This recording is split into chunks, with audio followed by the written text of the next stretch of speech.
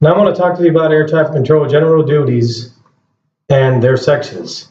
Air traffic control general duties are to control the movement of aircraft on the ground and in our skies.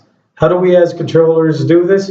Well, we use visual navigational aids which help us navigate aircraft through the skies.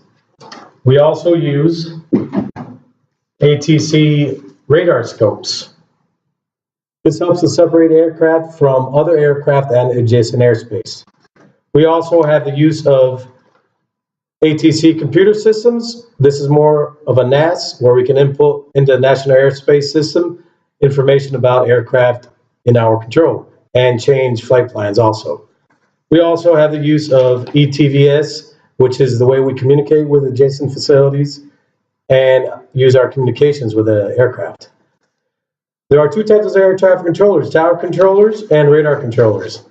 Radar controllers are in charge of approach control and the center control, high altitudes and low altitudes. Also, we have air traffic controllers who work in the air traffic control tower. These are composed of local control, ground control, and flight data.